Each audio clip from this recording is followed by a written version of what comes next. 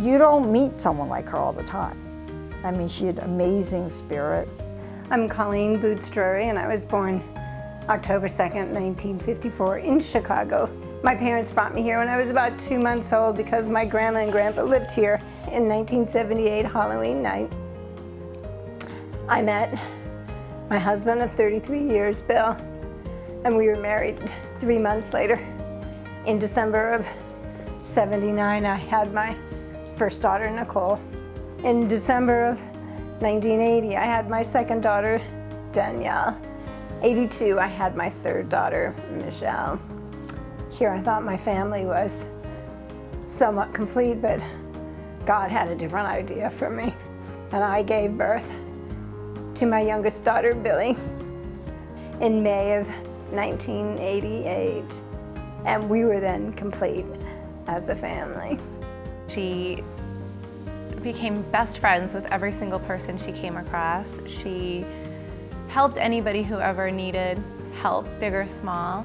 She was just a fun-loving, easygoing, lighthearted person. She was amazing. People wanted to know her because she made everybody feel really special. She really had a way of making people who met her for a short time feel like they'd known each other their whole lives. Leading up to her diagnosis, we knew that something was wrong. We knew that she was sick.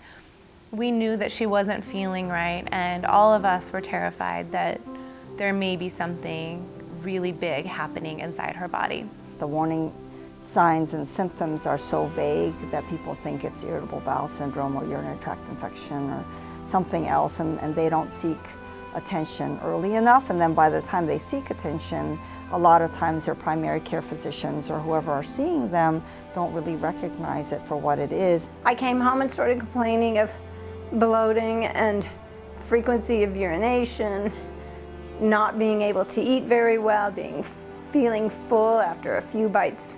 My internist, my gastroenterologist, and even my OBGYN within a 3.5 week span missed my diagnosis of ovarian cancer.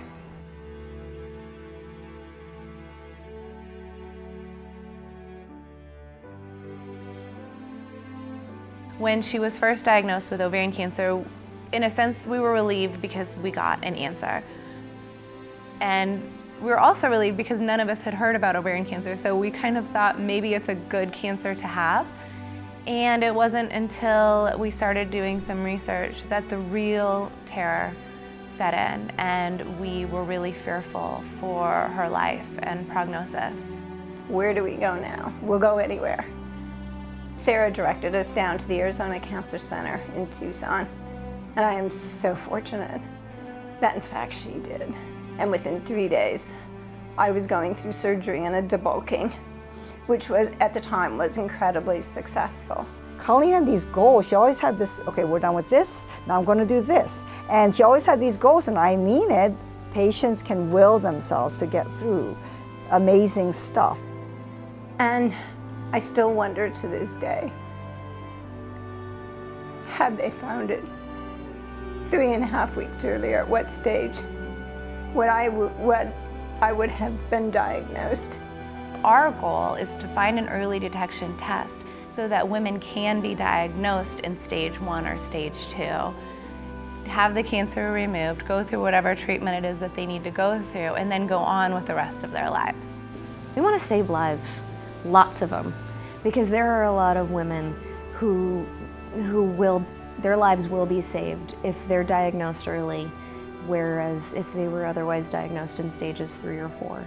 And you know, it will keep families intact. It will keep mothers here. It will keep sisters here. It will keep daughters here. And that's our ultimate goal.